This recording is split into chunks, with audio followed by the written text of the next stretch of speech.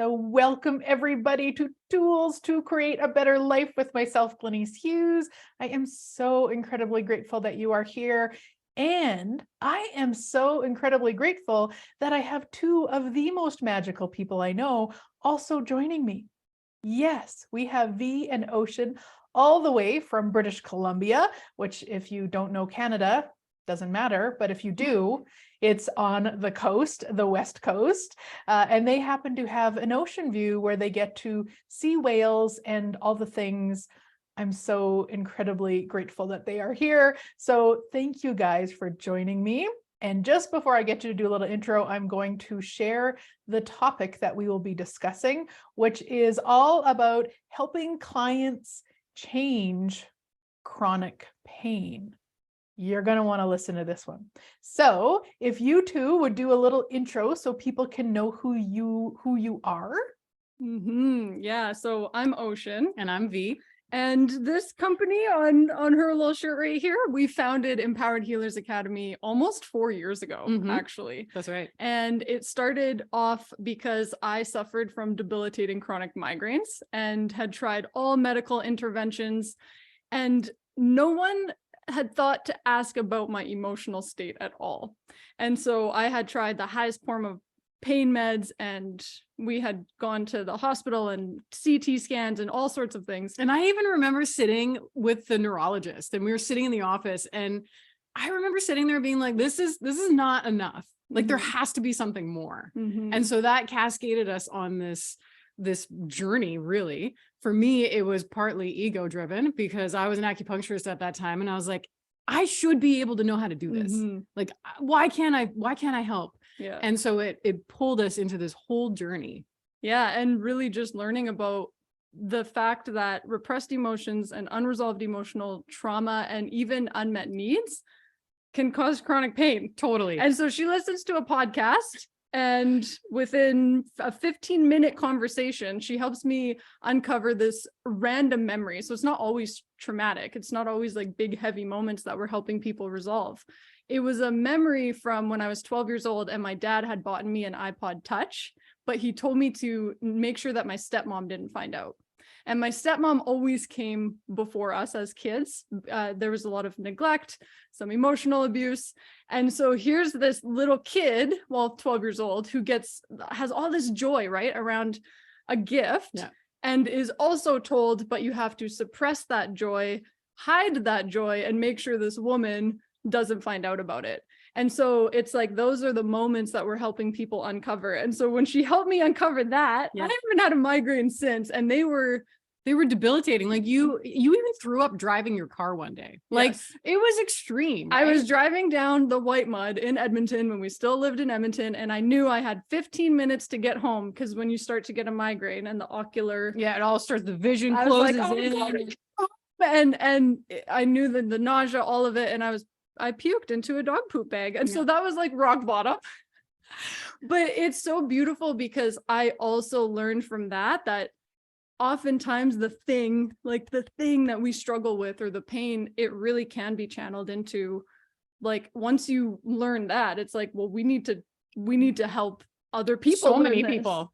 And then so many people were being helped by it that I literally couldn't fit people on my schedule. Yeah. And so then you started to do it in your practice. I started doing my practice. She started to have people driving like from Calgary to Edmonton, from Saskatchewan, just to experience this. And you were doing what most practitioners and acupuncturists weren't. So that's right. Yeah. We bottled it up into a system, and now we mentor practitioners and teach them how to do the same. And it's very cool. I love that. We are. I love that so much. Thank you so much for that intro. I love it because it's such an invitation for people to really recognize that it often isn't what we think it is. You know, all of the doctors and all of that. And I've had migraines too. I haven't had them for years, but I used to, and I remember that feeling. And if you Google it, what it tells you compared to, not one of those Googles would have said anything about that memory that you would kind of put there. That's so cool. Yeah. And so part of it too, before we talk about our topic, I wanted to share that you guys have another class starting soon, and I am an affiliate for that. We'll have the affiliate link so you guys can go check it out. And so if you guys just want to talk about that a little bit, about what's starting in February of 2023, and if people are listening later, how they might connect with you too. Yeah, so our certification program is for healers and practitioners who really want to access that level of healing with their clients, where their clients have tried everything. And so we have a 6-month immersion, and it's deep because we're working on you as the human who comes into this world perfect and pure, and then has a shit ton of conditioning and unmet needs and all of the things that need to be dismantled. And so it's a very embodied program where you go through the experience, and then essentially we teach you and certify you to be able to do this for your clients. So that is awesome. And so if people are listening and going, well, I don't have a practice, but I'd sure like a session, how do they find the people that have went through your training? Oh yeah, you can go to armyofhealers.com. And that's essentially the movement that we are creating, is an army of empowered healers. And so you can go to armyofhealers.com, and there are a bunch of our practitioners are listed there. So yeah, if you do struggle, we've got practitioners who are primarily online and virtual sessions, because this work, it doesn't know time and space. So you can do it online. And then also there are practitioners. We have practitioners as far as Germany. To Mexico, Zurich. Mexico, Guatemala. We got some down in the States and then here. And it just depends on if they're operating in person or primarily online. I love that. I love that so much. And all of these, of course, will be in the show notes, guys, and it'll be in the link below if you're listening on the podcast. If for some reason you can't find anything, reach out. You can reach out to me, of course, or to V or to Ocean, and we will get you all the links. So let's talk about how to help your clients change chronic pain. This is a great topic. I think right off the bat, one of the coolest things to even recognize is whether it's physical pain or emotional pain. And going from there is really easy to, really decipher what system to use based off of that. And most people can realize right away whether something like chronic pain is physically induced, is it'll respond to physical treatment. So that's awesome. But if it's emotional pain, it won't often actually have long-standing resolution with something like acupuncture or massage or chiro or cranio. Something like that will give you the short-term relief, but it's like it just keeps coming back. So there's often this like emotional goop that's underneath it that's just waiting to burst through the surface. And so it's enough to get people agitated and cranky. And I like to mention that because most people who are in chronic pain are agitated and cranky in some way or sense, right? They're not in that like nice, restful, easy, flowy state. Anyways, I like to mention that so that people are like, oh, that could be emotional. Like I was just talking to this guy right before this call, and he was like, what do you do? And I was, telling him the system, and he went, wait a minute, I'm in a lot of pain like all the time. You're telling me that could be a single past experience that's creating all this pain? And I was like, yeah. And he's like, this is like a medical revolution. And I'm like, yeah, emotions that are not fully expressed, they can create all sorts of pain in the body. Well, and it's interesting too, because if you even just think of, so the memory that I had shared about, I had to suppress that joy. It's like, well, where does it go? If we're that much energy that wants to come up and out, whether that's anger as a kid because, a parent overrode your needs, or they used guilt to get you to make choices. Where does that energy go? We're taught to just shove it down. And so it has to come out somewhere.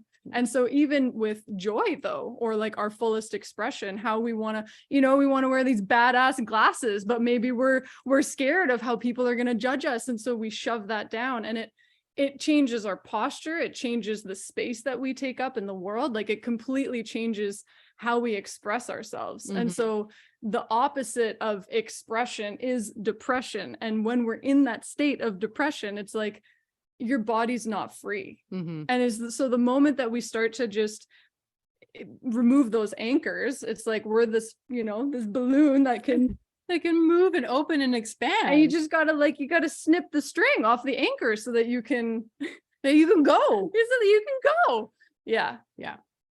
What I found really interesting, even when you look at the science of how the body works and how emotion works, etc. I mean, like Candace Pert, like she's done a whole entire book on what's called the molecules of emotion. So she's like studied the emotional connection to the molecules that float all through our body. And by having a singular thought of anger that isn't fully expressed, your body will immediately go into fight, flight, freeze, fawn, whatever you want to call it, immediately. And what that does from a hormonal level will trigger your entire fight response in your body. So you'll get amped up because you're ready to either run, fight, whatever you need to do to escape. And if you don't come out of that, which is like a natural tendency, if you don't come out of that, and a lot of us don't come out of that, your body stays in that natural fight mode. So if you're in constant tension, you're immediately going to likely down the road develop chronic pain. And that can come from a singular thought that is recycled over and over and over from the playground when you're 7 years old all the way till you're 50 years old until it's interrupted. Yeah. So main thing, help your clients express, like find what that is. What was it? What's the anchor? And help them actually just even begin to express themselves. So if somebody came to you, let's say that, you know, they're in their 50s, they've got some chronic pain going on, are you questioning them? Like, how do you get them to become aware of that moment of anger, or that, you know, the hiding it in the, you know, from the iPod experience? Like how do you get them there? Yeah. Like what happens? What's the process to take them through? The rhythm. Yeah. So basically what would happen is this person would come in. So say, Glenyce, you come on in and you're like, I have nose pain. I don't know, whatever it is. We'll go with nose pain just for shits and giggles. So my nose has been hurting for 10 years. Okay. So that's your thing. So what you would come in, and myself as a practitioner, I'd be like, okay, so let's talk about the nose pain.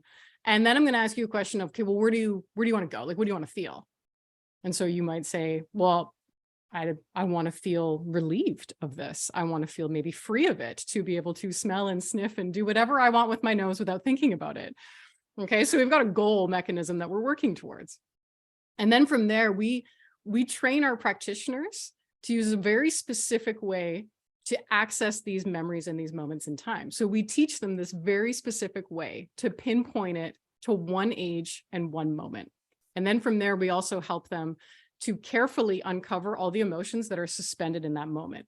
So now let's say that moment in time for you and this nose pain was connected to when you were 7 years old and on the playground, you got punched in the face.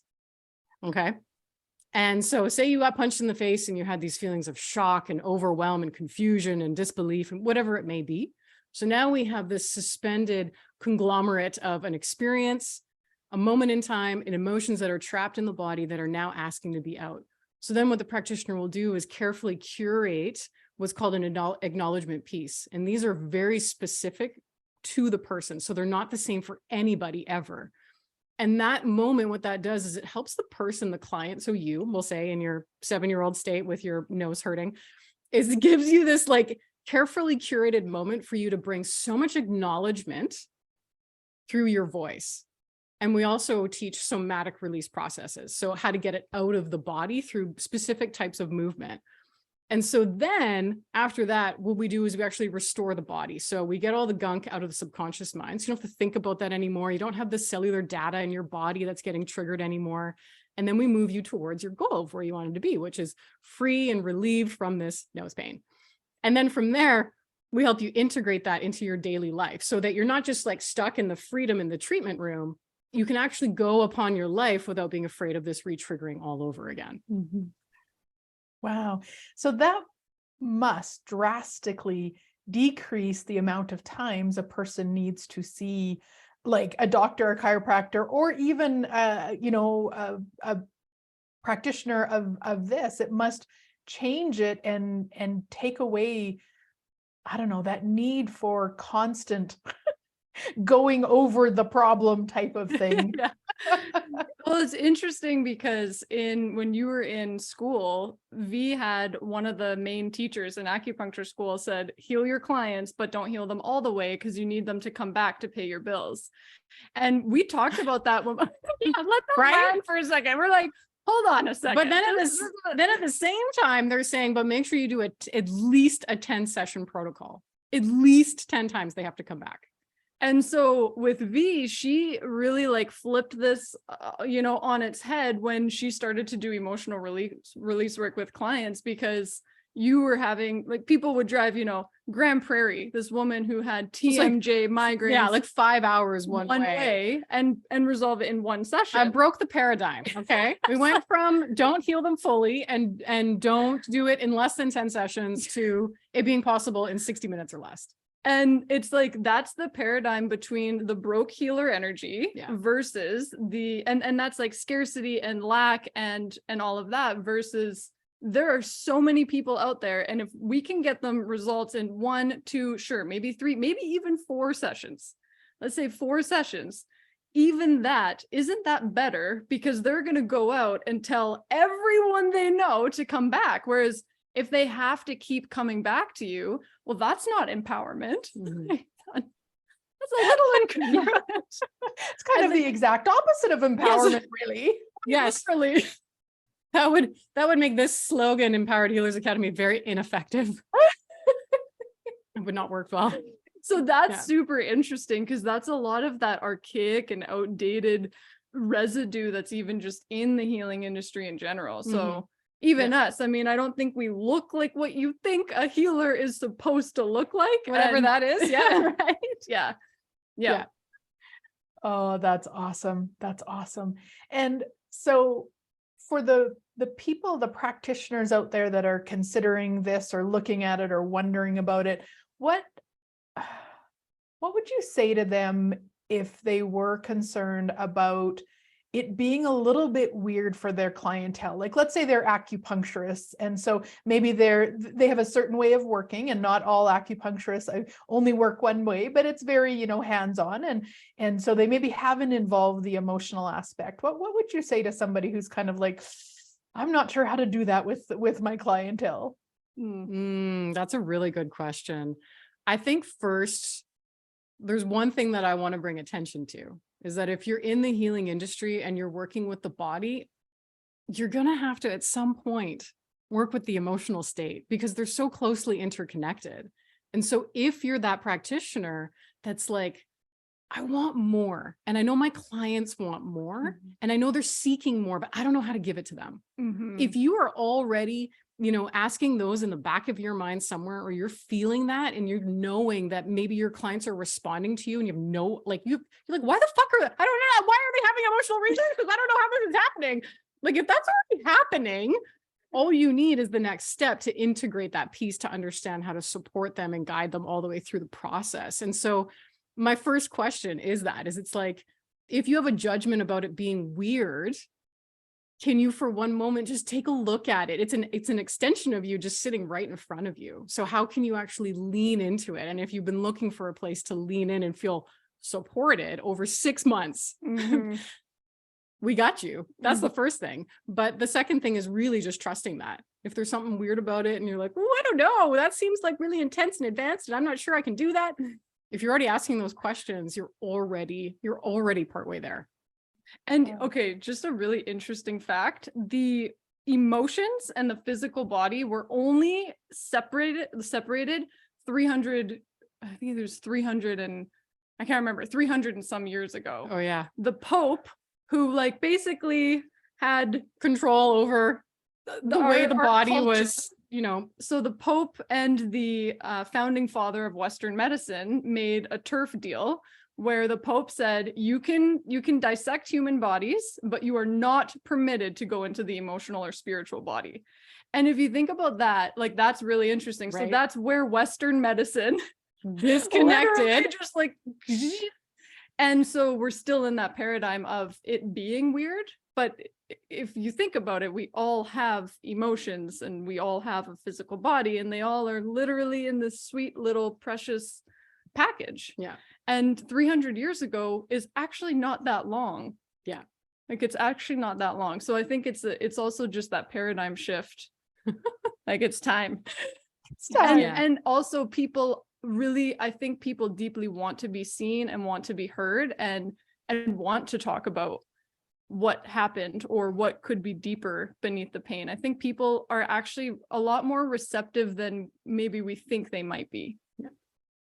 Yeah, I agree, because people are really, especially I would say after the last couple of years where we were kind of cut off for a long time, and now it's like, okay, it's time to really live, and part of that is that wholeness. It's us as a oneness. It's not like you say, just cutting our body or cutting, it's all of the pieces. Yeah. I had another question as you were talking. Let me see if my memory can bring it back here. So in terms of when they're in the training, it sounds like, if I heard you correctly, they're actually going through these sessions themselves. I love that. I guess that's not a question, that's a statement, but I love that, because it's also, at least for me, I really learn by doing and being a part of it, and what that could really gift the people in their own practice when they have things come up and they've seen it or they've experienced it. So that's an amazing part of that. And I'm sure it's also part of the uncomfortableness for some people as they're looking at your program, kind of like, oh dear, what's going to occur? But also, I was reading some of those testimonials, and guys, at least go to the page and check it out, because to read what some people have really chosen with this and what it's created to their life, I mean, wow, just wow.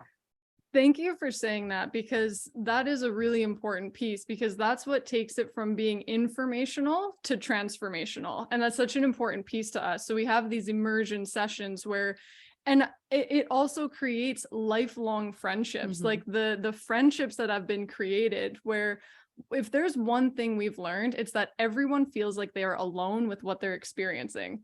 And yet you bring everyone into a room and it's like, hey, who feels this way? Me. It's like, so we all feel alone, and yet we all feel relatively the same way. And so for a lot of our practitioners who have felt like the black sheep or the weird one, or people just don't get them, those sessions are so beautiful as well, because you create lifelong bonds with each other while receiving and gifting. And like, let's just talk about some of the things that have happened. Like, one gal had 10 years of chronic eye infections resolved in a student session. I literally watched it happen before my eyes. Like, I watched the session happen and I was like, shit, they're doing it. Yeah, and she used to have to wear sunglasses inside if it was so sunny out, and that was resolved in a student session. One gal, she's a weightlifter, Olympic weightlifter, in class, left shoulder pain. She couldn't lift above her head. Next day, after the practice session, next day she was like, "Oh my god, you guys." All the pain's gone. A woman with 9 years of sciatica pain, nothing could resolve. It was due to when she was 5 years old and her parents sent her to a pretty scary situation, and it was locked in her body. Same thing, resolved on the first day of class and never came back. So it's so cool what we are doing. And it's like, even just within the title of what we were talking about today, it's like, it's so much more than just resolving chronic pain. Like, it's about coming into our fullest expression as practitioners, as humans, as healers, as everything that we are meant to be. And I think when I think about, even, we'll go with my journey as a practitioner, the number one thing that I always wanted was confidence. Like, I want to feel confident in what I'm doing, that let the fear go away. And what required that to happen was experience. And so a lot of people will ask us, well, I don't know if I can do that. Can I do that? And because our step-by-step system is so easy to follow, the experiential portion of the program gives that. It gives that confidence, because they've done it so many times before they actually go out into the world and work on complete strangers. And so it's that confidence piece that also just feels so fucking good to have, instead of being afraid of what you're capable of. Yeah, we were laughing today because it used to be a 6-week course. And now, and our practitioners who did it in very 6 weeks, they're crushing it. They're still doing it. And so, but the 6 months really creates more of that spaciousness. So it's not like fire hose. Okay, get out there. Yeah. So we're really with you for an extended period, so that, it's integrated. That's amazing. That's amazing. Now, before we finish up, I want to just question, V, did you win an award? Did I win an award? Like the Distinguished Alumni Award? Yeah.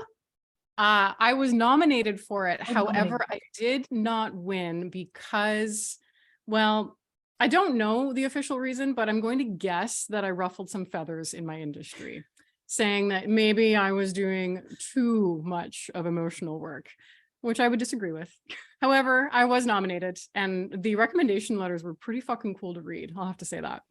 That's amazing. I apologize. I thought that you had won it, but also, yes, when you are, changing it so sessions are taking, well, one, people actually get relief and it goes away in any period of time, let alone a very drastic period of time, short period of time.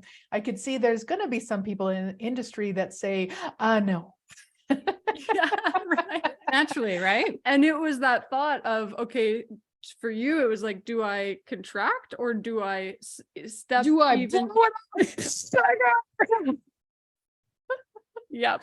And the answer was bigger. So Good. Good. I love that. I love that so much. Oh gosh. Thank you guys so much for joining me and sharing all of this. And I really, I wonder what might be possible for even just the people listening that are, curious about it, to go find the practitioners. And even if you're just open to consider that whatever that thing is, that possibly it's not what, Dr. Google tells you. It's maybe something else that occurred. And for those that do have, healing practices and such, do check out the program. Again, we'll have the link above or below.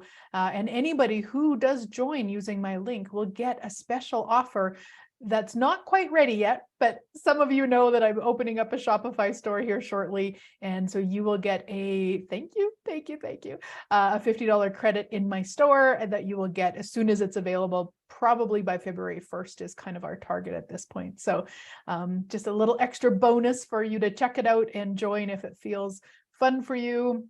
These two, I cannot highly recommend enough. I have just adored them for so many years. So grateful to know them and to get to play with them when I get to play with them. And hopefully we'll see them out on the BC coast sometime soon when there's whales in the area.